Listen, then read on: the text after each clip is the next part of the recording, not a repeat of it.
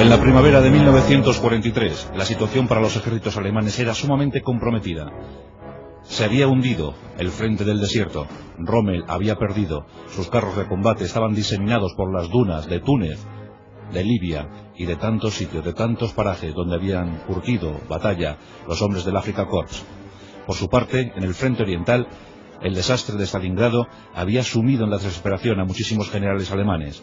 Más de 26 divisiones habían perdido, más de 260.000 hombres irrecuperables para nuevos y futuros combates. Había que tomar una decisión, y rápida, tenía que ser muy rápida. En la primavera todavía se pensaba en la victoria de Alemania, pero el 13 de julio, una frase del gran general Horch, el gran general alemán Horch, llamado por sus hombres papá, una frase lo definió todo. Horch le dijo al gran estratega alemán Erich von Manstein, le dijo: hasta ahora hemos combatido a campesinos mal organizados, pero estos campesinos ya son soldados, han aprendido de nosotros el arte de la guerra. Se refería a los hombres del ejército rojo soviético.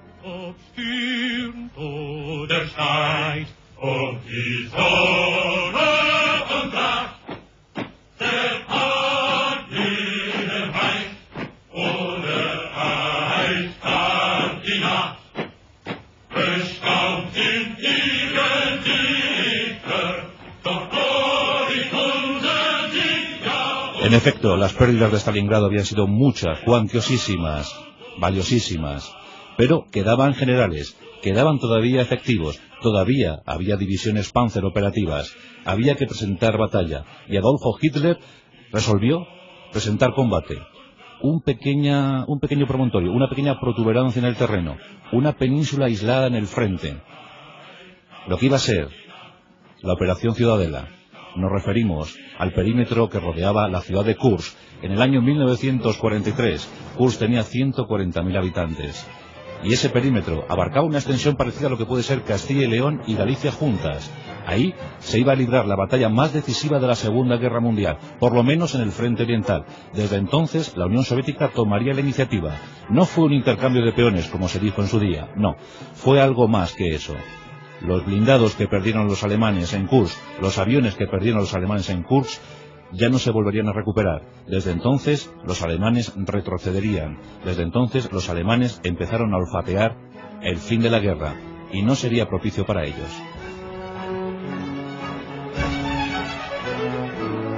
Hitler necesitaba un gesto. Una vez caído Stalingrado, necesitaba un gesto. Tenía que animar a sus aliados. Los rumanos, los húngaros, los italianos estaban muy desmoralizados. También Hitler tenía una secreta ambición, y es que la de que quería que Turquía se incorporara al esfuerzo bélico alemán. Esos millones de turcos eran muy necesarios para asumir las bajas, las cuantiosas bajas que estaban sufriendo los alemanes.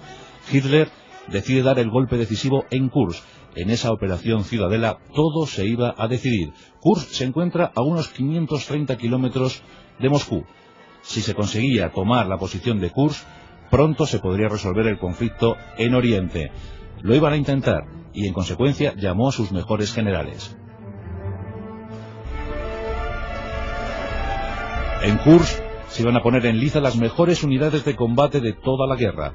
Ahí van a estar en combate, por ejemplo, las divisiones Panzer de la Waffen-SS. Por ejemplo, iban a entrar las mejores unidades blindadas de los soviéticos, con sus famosos T-34, que tan buen resultado estaban dando esos tanques medios, pero también los pesados, los KV-1. Había que utilizar lo mejor, porque era el momento más decisivo, era el momento vibrante de toda la Segunda Guerra Mundial. Los alemanes llevaban 3 años en guerra y habían tenido muchísimas pérdidas, pero los rusos tenían todavía muchas más.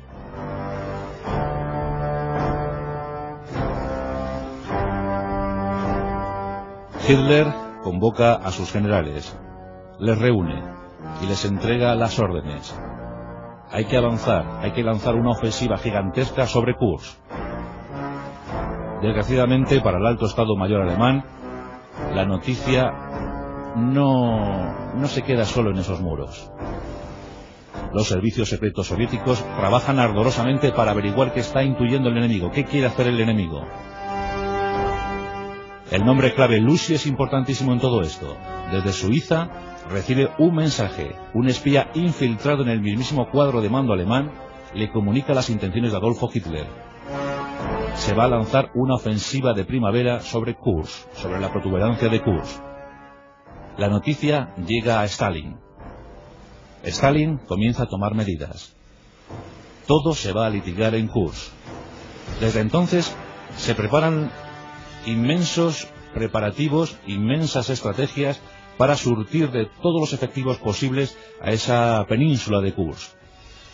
Desde principios de año, cuando comienza el deshielo, vagones y vagones, filas inmensas de vagones van hasta Kursk. Se habla de hasta 500.000 de vagones de tren, los que surtieron de contingentes, de material, a Kursk. Stalin no quería perder. Stalin estaba dispuesto a arriesgarlo todo. Y en consecuencia se albergó en la idea de sus mejores generales. Georgy Zhukov, el mejor general de la Segunda Guerra Mundial. Aquel que nunca perdió un combate. Aquel que jamás arriesgó en una batalla. Siempre que entraba en combate Georgy Zhukov entraba con el doble de efectivos que el enemigo. Y eso, a pesar de las enormes bajas, le dio pingües beneficios. Los rusos efectivamente habían aprendido la lección. Las ofensivas alemanas del 41 y el 42 les habían adiestrado, les habían curtido. Millones de bajas les había costado eso a los soviéticos. Pero llegaban los materiales, los envíos de material del bloque occidental. Esa famosa ley de préstamo y arriendo. Tanques, aviones, tecnología sobre todo. Los tanques ya eran muy buenos, los T-34, los KV-1, los Churchill británicos que también operaban en la zona. En cuanto a aviones, los Ilyushin, los Yak-9 mejorados. Había una inmensidad en cuanto a efectivos, en cuanto a material, que iba a deslumbrar a cualquier enemigo que se opusiera a ellos.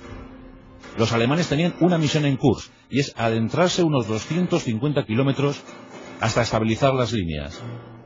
Y en esos 250 kilómetros, los soviéticos, advertidos de la presunta ofensiva alemana, establecieron 8 líneas defensivas. Y en esas 8 líneas, parapetadas estaban más de 64 divisiones.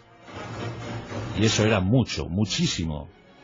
Por si fuera poco, cuerpos de ejército, auténticos cuerpos de ejército de blindados soviéticos, se empezaban a situar en la zona. ¿Qué tenían ante esto los alemanes? Pues tenían lo mejor, la flor innata de su ejército. 2 Luftflotten enteras, unos 1.800 aviones de combate. Ahí estaban los Heinkel 111, los Junker 88, los Junker 87, los Stuka, los famosos Stuka, que realizarían en Kursk sus últimas actuaciones en grupo. Pero también estaban los formidables Focke-Wulf 190, los Messerschmitt Bf 109. Los mejores aviones y los mejores carros, los Tiger, que ya estaban operativos un año antes. Los Tiger eran inmensas muebles de 50 toneladas, con una capacidad de tiro tremenda, un blindaje extremo. Y custodiando a los Tiger, los famosos Panzer, los MK3, MK4 y los novísimos MK5. Apoyando a estos, toda suerte de carros y de blindajes. Ahí estaban, por ejemplo, los Ferdinand, que era una especie de carro de combate con una torreta fija. Cientos de carros de combate. Hasta 6.000 blindados se llegaron a concentrar en el perímetro de Kursk. Ninguno de los dos contendientes quería perder. Centenares de aviones, centenares de carros de combate, centenares de cañones, miles y miles de hombres, todos determinados a la victoria. Nos acercamos al 4 de julio del año 1943. Una patrulla de zapadores se encontraba desminando un terreno. Otra patrulla de soldados soviéticos captura a los alemanes. Los alemanes hablan, cantan, temen por su vida, confiesan que la ofensiva está preparada y que al día siguiente se lanzará a determinada hora, a las 5:30 de la mañana. Los soviéticos estaban más que preparados. Sitúan en línea una inmensa formación de artillería, cañones, lanzadores Katyuska, todo lo que tenían está en primera línea. Una hora antes de la ofensiva alemana, los soviéticos inician el ataque.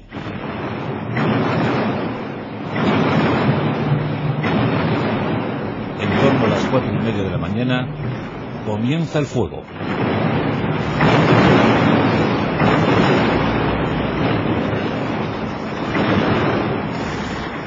Los alemanes son pillados por sorpresa, pero mantienen su moral y su reacción intacta. Consiguen devolver el golpe una hora más tarde. La lucha es generalizada en un frente amplísimo. El primer día, los alemanes consiguen avanzar 11 kilómetros, tan solo 11 kilómetros.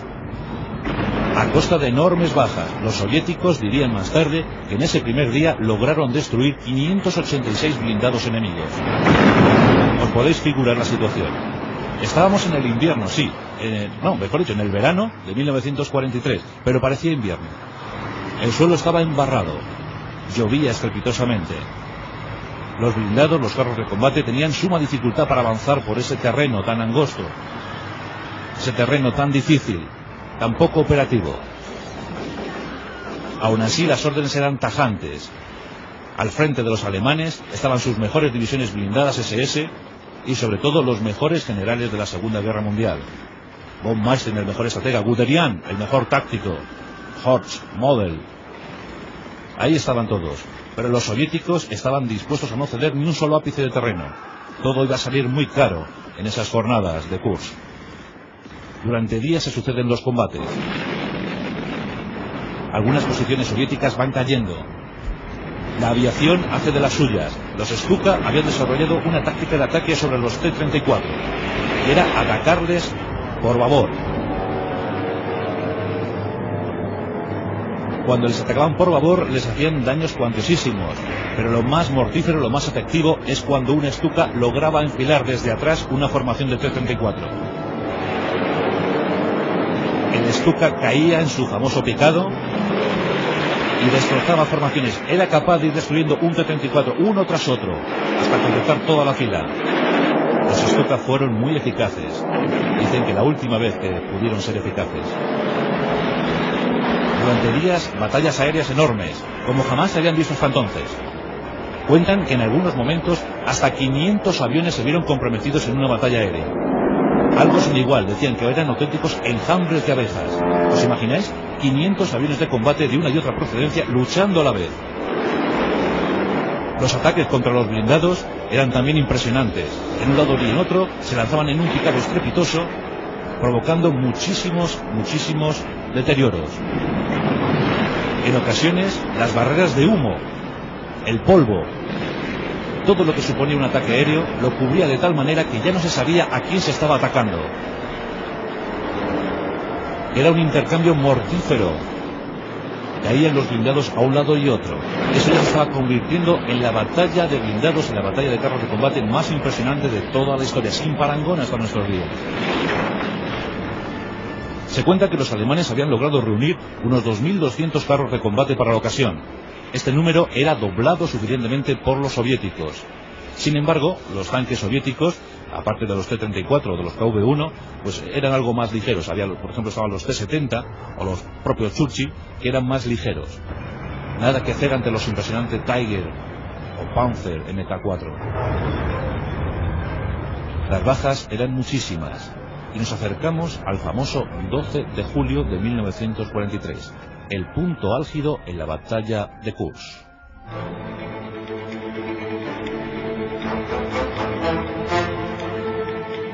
En la localidad de Prokhorovka, ese día el infierno se iba a desatar. El infierno había encontrado salida hacia el mundo terreno. En Prokhorovka estaban los tanques de Erich von Manstein. Estaban las mejores divisiones Waffen-SS. Era el cuarto cuerpo de ejército dispuesto a avanzar con 600 carros de combate. Frente a ellos, 900 carros de combate soviéticos. Era el quinto cuerpo de ejército, el quinto cuerpo de la Guardia Roja. Unos y otros lo tenían claro. La potencia de fuego de los Tiger, escoltados por los Panzer, debía ser suplida con algún arma eficaz. Los soviéticos dieron una orden tajante a sus jefes de carro. Debéis iniciar una carrera alocada hacia los Tiger. Si es preciso, os estrelláis contra ellos. No debéis dejar que avancen un solo metro. Los jefes de carro de los T-34 se miraron entre sí, ocuparon sus posiciones en los carros y se lanzaron a una embestida como jamás había visto. Los alemanes, con los ojos atónitos, veían como los T-34 sin ninguna precaución se lanzaban sobre ellos. Durante un buen rato los Tiger hicieron blanco a su antojo sobre los T-34, pero finalmente las dos formaciones chocaron. Fue una auténtica tragedia.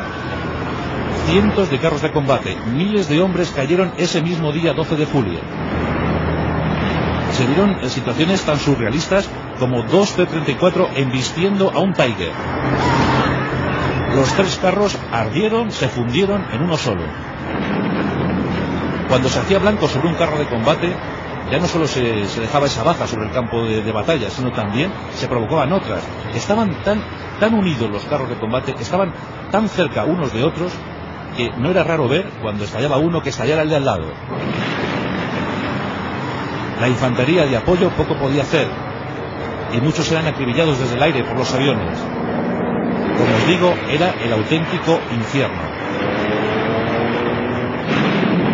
Cuentan que no quedó ni una sola brizna de hierba en unos cuantos kilómetros a la redonda. Más de 1.500 tanques enzarzados en una batalla sin igual.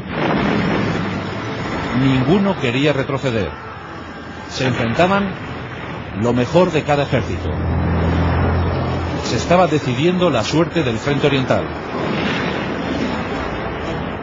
Los Tiger iban siendo aislados y destrozados. Los Panzer poco podían hacer. Los MK5 se mostraron poco operativos porque habían recién salido de las cadenas de montaje, y muchos de ellos incluso se averiaron. Los alemanes empezaron a retroceder, empezaron a replegarse. No tenían divisiones de reserva, no podían hacer nada. La única opción era que alguien les ayudara, y esa ayuda que iba llegando fue cortada por los soviéticos. Antes de que todo fuera fatal para los intereses alemanes, se optó por la retirada. Cuando se abandona Prokhorovka, la imagen es desoladora, es dantesca. Sobre el terreno, 700 carros de combate de un lado y otro, unos 300 alemanes y unos 400 soviéticos. Miles de muertos diseminados por todo el campo de batalla. Imágenes estremecedoras. Aviones derribados, carros destruidos, hombres quemados. Fue una batalla atroz, sin parangón. Prokhorovka pasará a la historia como una de las locuras más grandes jamás realizada. Todos quisieron ganar. En el fondo, todos perdieron. Pero en ese momento histórico, en ese momento crucial, a pesar de las enormes bajas, realmente quien venció fue Stalin. Sí, había perdido el doble que los alemanes. Había perdido más de 160.000 hombres, 160.000 muertos frente a los 70.000 muertos alemanes. Pero se había adueñado del terreno. Los soldados rojos ya eran dueños de ese terreno.